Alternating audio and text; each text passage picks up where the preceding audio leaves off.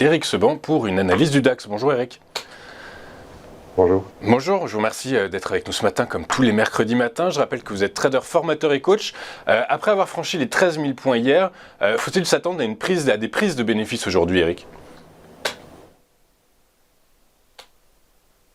Je sais pas. Tout ce que je vois, c'est que le graphique, pour le moment, m'indique que le DAX se comporte de façon très scolaire, puisque si vous regardez le graphique jour que je vous ai joint, je vous en ai joint deux, il y en a un jour à gauche et un mensuel à droite.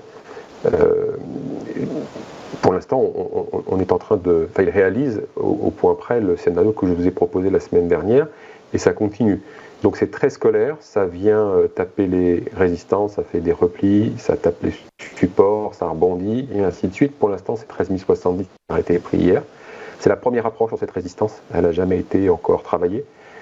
Ça réagit. Est-ce qu'on va passer au-dessus aujourd'hui, ou est-ce qu'on va se replier pour prendre appui sur le niveau d'en dessous? C'est mon scénario principal, c'est-à-dire que je vois le DAX agir de façon, encore une fois, très scolaire. Et la construction de ce rebond technique, parce que pour l'instant ça reste encore un rebond technique, il est encore trop tôt pour parler de retournement de tendance à la hausse. Pour ça, il faudrait repasser au-dessus de 13 580. C'est pour ça que je vous ai joint le graphique mensuel. Il faudrait réussir là où septembre a échoué.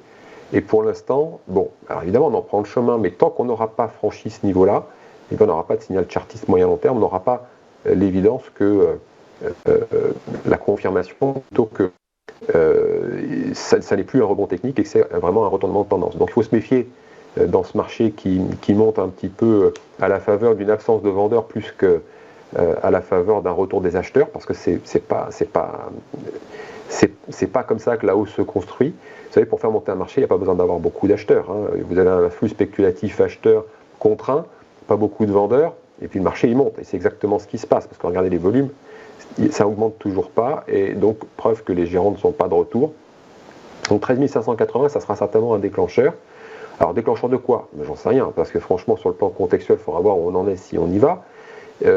Parce que pour redonner de l'appétit aux gens, le fait qu'on monte trop n'est pas idéal non plus pour déclencher des achats. Mais en tout cas, ça pourra peut-être leur donner une vision moyen-long terme qui fait défaut pour le moment, d'où leur besoin de continuer d'observer et de renouveler leur protection pour ne pas subir les hausses et les baisses du marché dues au flux spéculatif, puisque évidemment si on n'a pas le flux fondamental, on a d'abord un flux spéculatif. Donc rebond actuel bien construit, sans volume, et puis je note qu'on est revenu sur des niveaux de prix qui étaient ceux du début septembre, et qu'au même niveau de prix au début septembre, eh bien, la volatilité était moins élevée. Donc là, on revient quand même d'un rebond par rapport au plus bas de 9,5%. C'est pas rien, d'accord? Donc le fait qu'on soit au même niveau de prix après un rebond de 9,5% qui devrait être de nature à rassurer, à partir du moment où la volatilité reste plus élevée, c'est que tout le monde reste très méfiant. Et donc ça va dans le sens d'une indication supplémentaire et d'une analyse qui m'amène à penser que les gérants sont pas prêts à revenir pour le moment. Donc comme sur le plan contextuel, il n'y a rien de nouveau, comme sur le plan de chartiste, ça demande des confirmations, c'est normal, il y a de l'attente, et le flux donc reste toujours spéculatif avec beaucoup d'hésitation directionnelle. En intraday, c'est l'enfer. En intraday, je crois que j'ai jamais fait aussi peu d'opérations pour un mois d'octobre. C'est soit alors ça va soit trop vite, soit pas assez.